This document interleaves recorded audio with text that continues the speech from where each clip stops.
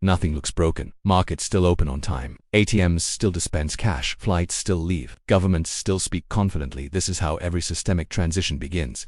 Not with panic, not with collapse, but with continuity. People assume systems fail loudly. They imagine sirens, headlines, chaos. They don't. They fail quietly inside plumbing most people never see, inside markets most people never watch, inside incentives that no longer work the way they used to. By the time failure becomes visible, the cause has already passed. What you are about to hear is not a prediction, it is an explanation. Why global liquidity is reversing of what survives when it does, and of what quietly replaces money when money no longer works the way people expect. The system that broke quietly, the debt number that should not exist. Japan's debt to GDP ratio is 234%. This is not a statistic, it is a structural warning. Debt to GDP is not about morality or discipline, it is about math. It measures how much future output is already spoken for. At this level, debt does not behave like a temporary burden. It becomes a permanent condition. History is unambiguous here. No major economy has ever carried debt at this scale without one of two outcomes. Default, admitting repayment is impossible. Currency destruction, inflating away obligations until the money itself is damaged. There are no peaceful third paths. There are no hidden exceptions. And yet Japan still functions. Trains run on time. Government services operate. Society appears orderly. That contradiction is not comforting. It is the key to everything that follows. The lost decades. In 1991, Japan's asset bubble collapsed. It wasn't a normal recession. Stocks imploded. Real estate prices collapsed. Entire balance sheets vaporized. At the peak, land beneath central Tokyo was valued higher than all of California. That illusion ended abruptly. Confidence evaporated. But Japan did not experience a dramatic crash. It experienced something far worse. It froze. For 3 decades, growth stalled. Wages stagnated, productivity flatlined. An entire generation entered adulthood without expansion. The country survived, but it never regained its momentum. And faced with stagnation, Japan made a decision no major economy had ever attempted at scale. It chose to remove the cost of money itself. The zero-rate experiment. Interest rates were pushed to zero, then below zero. Money no longer behaved like money. Debt no longer behaved like debt. Borrowing stopped being a trade-off and became an expectation. To sustain this, the Bank of Japan took an extraordinary step. It began purchasing government bonds indefinitely. Not occasionally, not temporarily, continuously. This meant the government was no longer borrowing from the public, it was borrowing from itself. Deficits were no longer financed by markets. They were absorbed internally. This was not presented as permanent. It was framed as emergency policy. But emergency measures have a habit of becoming structural. Japan did not escape debt. It learned to circulate internally. For a long time, this worked. The blueprint the world copied. Markets did not punish Japan. There was no bond revolt, no currency collapse, no visible reckoning. That silence sent a powerful signal. If Japan could do this, others could too. When Europe faced crisis, it copied the playbook. When the pandemic arrived, the world copied it in unison. Print, lower rates, stabilize. Every crisis received the same response. Japan proved something dangerous. Debt could expand indefinitely as long as confidence survived. Confidence became the true currency. But confidence is not permanent, it is conditional. And conditions have begun to change. The moment the bond market spoke in 2025, Japan announced new stimulus. On paper, this should have reassured markets. More spending usually signals support. More stimulus usually compresses yields. Instead, Japanese bond yields surged. Not gradually, violently. Bond markets do not panic. They calculate. They are the most unemotional participants in the system. And the calculation was simple. Japan's debt could no longer be trusted at artificially low rates. This forced Japan into an impossible position. Raise rates and interest costs explode, consuming the government budget. Print more, and the yen weakens further, importing inflation into an aging society. Either path erodes stability. The illusion of control cracked. Why Japan owns America. Japan holds over $1.2 trillion in U.S. treasuries. This was never about loyalty, it was about survival. For decades, Japanese bonds paid nothing. Pension funds, insurers, and banks faced a dilemma: earn zero or leave home. So they borrowed cheaply in yen and invested abroad. The United States offered what Japan could not: yield. This wasn't reckless speculation. It was an institutional necessity. Entire retirement systems depended on it. The $20 trillion carry trade. This dynamic became known as the yen carry trade. Borrow yen, convert to dollars, buy assets, stocks, bonds, real estate, private credit, crypto. Over time, this trade expanded beyond Japan. It became a structural engine of global liquidity. An estimated $20 trillion flowed through this mechanism. Asset prices did not rise primarily because fundamentals improved. They rose because liquidity flooded the system. This trade had one unspoken rule: Japanese rates could never rise. That rule was never written, but it was obeyed by everyone, until it wasn't. When the math stops working as Japanese yields rise, the carry trade unwinds. Not because sentiment shifts, not because investors lose faith, because the math breaks. Hedging costs rise, currency risk increases, profit margins vanish. Institutions don't debate this, they unwind. They sell us assets to repatriate capital. This selling is not emotional, it is mechanical. Bond prices fall, yields rise, liquidity tightens. This is not an immediate crash trigger, it is something more dangerous, a pressure amplifier. The American feedback loop: rising treasury yields affect everything. Mortgages rise, corporate borrowing costs rise, government interest expenses rise. The United States already spends over $1 trillion per year servicing debt. Rising rates don't slow deficits, they accelerate them. Higher interest forces more borrowing, which requires more issuance, which pushes yields higher still. This loop tightens liquidity across the entire system. Credit becomes selective, risk tolerance changes, and markets begin behaving differently. Transition: the tide is turning. This is where most explanations stop. They describe the mechanics, then fade out. But this is where the real story begins. Because liquidity reversals do not destroy everything they select. They expose fragility. They reward resilience. They reveal what never depended on excess to survive. What survives next is not random, it is structural. And that is what the rest of this documentary is about. When money stops flowing for everyone, liquidity does not disappear all at once. It retreats. First, from speculation, then from risk, then from anything that requires belief rather than enforcement. This is the phase markets misunderstand. They expect a collapse. What they get instead is selection. The myth of the crash. Every generation imagines the next crisis will look like the last. A crash, a panic, a sudden collapse. But modern systems are designed to prevent visible failure. They absorb stress quietly. Liquidity reversals don't announce themselves with sirens. They show up as loans that don't renew, valuations that stop rising, markets that stop forgiving mistakes. Nothing breaks. Everything tightens. And tightening changes behavior before it changes prices. This is why most people miss the transition. They wait for drama. The system delivers discipline instead. Liquidity is not money. Most people believe money drives markets. It doesn't. Liquidity does. Liquidity is not cash. It is permission. Permission to borrow. Permission to roll debt. Permission to delay consequences. When liquidity is abundant, bad decisions survive longer than they should. When liquidity reverses, the opposite happens. Even good assets fail if they depend on constant refinancing. This is why liquidity cycles matter more than economic cycles. Growth can slow, and assets survive. Liquidity can reverse, and entire sectors vanish. Why rate cuts no longer save everything. For decades, central banks trained markets to expect rescue when stress appeared. Rates fell. When markets wobbled, liquidity returned. This conditioned behavior. Risk was rewarded. Leverage was normalized. Fragility was hidden. But this mechanism depends on one condition. Rates must be able to fall. That condition no longer exists.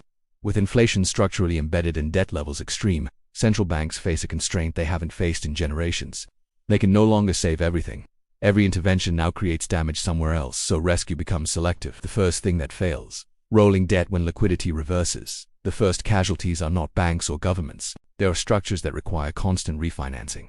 Private equity, commercial real estate, highly leveraged growth companies, shadow lenders. These systems don't fail because assets are worthless. They fail because maturity mismatches are exposed.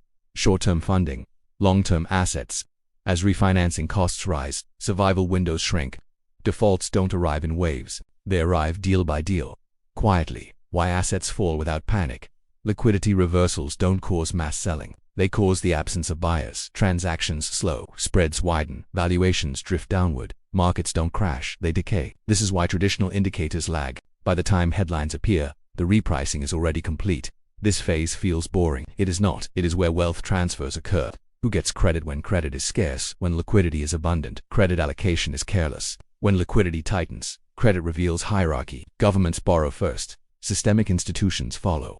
Everyone else negotiates. This hierarchy is not moral, it is structural. Credit flows toward enforcement power, collateral quality, legal priority. Ideas don't get funded, cash flows do. This is when belief-based assets weaken and enforcement-based assets survive. Why small failures matter more than big ones. Systemic collapses are rare. What defines liquidity reversals is the accumulation of small failures. Funds that gate withdrawals, projects that quietly shut down, markets that stop launching new deals. Each failure seems isolated. Together they reshape the ecosystem. Innovation slows, speculation retreats, capital concentrates. This is not accidental. It is the system restoring control. The return of price discipline in liquidity expansions. Price is negotiable. In reversals, price becomes absolute. Risk premiums rise. Margins compress. Efficiency matters again. This is when narratives lose power. Revenue matters, cash flow matters, survival matters. Businesses that relied on funding stories disappear. Businesses that control infrastructure endure. What does not survive? Liquidity reversals expose delusions. What doesn't survive? Assets dependent on infinite refinancing models built on perpetual growth. Instruments requiring constant confidence, markets that exist only through leverage. This includes systems people believed were permanent. They weren't destroyed, they were withdrawn from. What survives first? Survival is not random. The first things to survive liquidity reversal are not exciting. They are boring. Payment rails, settlement systems, clearing mechanisms, legal infrastructure. These don't depend on optimism. They depend on enforcement. They are maintained even when growth disappears, because without them, nothing else functions. Why banks don't die first? Contrary to popular belief, banks are not the first casualties. They are redesigned to survive.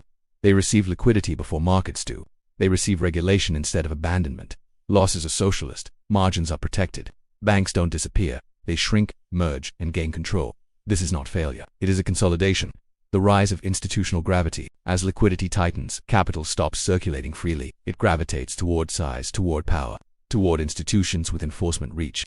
This is when markets stopped feeling fair, because fairness was never the mechanism. Liquidity was. When liquidity fades, hierarchy reasserts itself. The difference between value and survival. Many assets remain valuable. They still don't survive. Survival requires access to funding, access to settlement, access to protection. This is why liquidity reversals punish independence. Autonomous systems struggle. Embedded systems endure. Why this phase feels uneventful. This phase rarely trends on social media. There is no visible collapse, just friction. Things take longer, costs increase, options narrow. People sense something is wrong but can't point to a single event. That confusion is part of the process. Liquidity reversals don't shock, they exhaust. The invisible transfer. During this phase, wealth changes hands without headlines, from over-leveraged to liquid, from speculative to structural, from narrative-driven to enforcement-backed. Those watching prices miss it, those watching funding flows understand it. The end of universal access and expansions. Capital pretends to be democratic. Anyone can raise money. Anyone can speculate. Anyone can participate. Liquidity reversals end that illusion. Access becomes gated. Not everyone is allowed to survive. This is not a conspiracy, it is a constraint. What remains standing by the end of a liquidity reversal? The system is smaller, but stronger. Fragility is removed, optionality disappears, control concentrates. What remains standing is not the most innovative, it is the most embedded. And that raises the final question: why do institutions outlive currency itself? When money fails but power remains, currencies feel permanent only while they function. When they don't, something unsettling becomes visible. Society does not collapse, money does, and the systems behind it keep going. This is the final misunderstanding. People believe money is the foundation. It isn't. Money is the interface. Institutions are the operating system. The confusion between money and power. Money looks like power because it grants access, but access is conditional. It can be revoked, redefined, repriced. Power, by contrast, does not depend on belief. It depends on enforcement. Currencies require trust. Institutions require compliance. When trust erodes, currencies fail. When trust erodes, institutions tighten. That difference explains everything. A short history of currency. Failure history does not lack examples. Roman debasement, Weimar hyperinflation, post-war Britain, Argentina, Lebanon, Zimbabwe. In every case, the currency collapsed. In none of them did the state disappear. Taxes were still collected, borders were still enforced, courts still operated, police still existed. People adapted. They used substitutes, they bartered, they adapted, they indexed prices. But the institution remained. Currency changed. Power didn't. What money is actually for? Money does three things: measures value, facilitates exchange, stores confidence. It does not create goods. It does not enforce rules. It does not guarantee survival. Institutions do. They decide who owes what, who is protected, who is punished, who is excluded. Money only lubricates these decisions. When lubrication fails, force replaces friction. Why people blame money first when systems strain? People blame currency because it's visible. Prices rise. Savings erode. Purchasing power disappears. Institutions remain abstract. They operate in documents, in laws and processes. This misdirection is convenient. Blame the currency. Ignore the structure. But inflation is not a failure of money alone. It is a signal that institutions are choosing redistribution over stability. Inflation as a policy tool. Inflation is not an accident. It is tolerated because it serves institutional goals, reducing real debt burdens, transferring wealth quietly, preserving political stability. Institutions prefer inflation to default. Default breaks trust vertically. Inflation breaks trust horizontally. People notice slower. This is why currencies are sacrificed to preserve systems. Why digital money doesn't change. This technology does not eliminate institutions, it embeds them. Digital currencies, stablecoins, and payment apps feel autonomous. They aren't. They rely on legal recognition, banking access, regulatory permission, infrastructure protection. When stress appears, autonomy vanishes. Gatekeepers re-emerge. Code does not replace enforcement, it roots through it. The myth of exit. Many believe they can exit failing systems. Move assets, change currencies, go offshore. Some can, most can't. Institutions don't need to trap everyone. They only need to control the exits that matter. Property, labor, utilities, legal identity. You can move money, you can't move your life as easily. This asymmetry is power. Why taxes never disappear. Taxes survive every currency collapse. Why? Because taxes don't require stable money, they require obligation. Governments redefine payment methods, index liabilities, adjust enforcement, but the claim remains. This is the core function of institutions. They don't depend on prosperity, they depend on compliance. When money stops being a store of value, when currencies fail, people search for alternatives. Gold, land, foreign assets, hard goods. These preserve value. They do not preserve access. You can own wealth and still be excluded. Institutions don't compete with assets, they surround them. Ownership is tolerated. Control is not surrendered. Why payment systems matter more than currency. The most important financial infrastructure is not money, it's a settlement. Who can pay, who can receive, who can clear. This is why payment rails are protected during crises. You can change the unit. You cannot allow the settlement to fail. Because settlement is how institutions see activity. And visibility is control. The quiet shift from money to permission. As currencies weaken, systems evolve. Money becomes less important than authorization. Access replaces ownership. Subscription replaces possession. Compliance replaces autonomy. This is not ideological. It is efficient. Institutions don't need you to be wealthy. They need you to be legible. Why cash is discouraged in crises. Cash reduces visibility. Visibility reduces risk for institutions.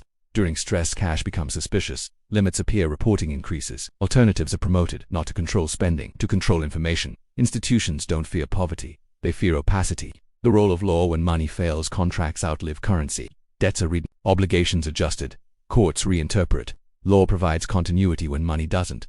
This is why legal systems are prioritized in collapse scenarios. They stabilize expectations, even unfair ones. Who benefits from currency failure? Currency failure hurts savers. It hurts wage earners. It hurts the unprotected. It benefits debtors, asset holders with leverage, institutions with enforcement power. This is not a conspiracy. It is arithmetic. Inflation transfers wealth upward and inward, toward balance sheets with legal backing. Why people confuse survival with fairness. Institutions surviving does not mean systems are just. It means they are resilient. Resilience favors continuity over equity. When trade-offs appear, institutions choose survival, always. This is why reform rarely arrives during a crisis. Crisis consolidates power. Reform happens afterwards, if at all. The illusion of reset. People hope the currency collapse brings renewal. A reset, a clean slate. It rarely does. Debts are restructured. Assets revalued, rules rewritten, but hierarchy remains. Institutions do not reset, they adapt. Why is money sacrificed first? Currencies are easy to change. Institutions are not. You can print new units, redefine denominations, change pegs. You cannot easily replace courts, borders, regulatory systems, military enforcement. So money absorbs the shock. This is not failure, it is designed. The final misunderstanding. People ask what currency will replace the dollar? What asset will survive? What hedge works? These are secondary questions. The primary question is, who controls access when money stops working? Because control decides survival. What actually endures? What survives every monetary transition? Institutions that enforce, systems that settle, structures that regulate, power that can compel currencies rotate, assets reprice, narratives change, control remains. Why this matters now? This is not a warning, it is context. Global liquidity is reversing, currencies are being stressed, systems are tightening. Understanding this doesn't make you immune, but it prevents confusion. Confusion is the most expensive position. The world after the illusion. The world will still look normal. Markets will open, payments will clear, governments will speak confidently. Money will feel different, less like freedom, more like permission. Those who understand this won't panic. They will recognize the pattern, because this has happened before, and institutions always outlive currency.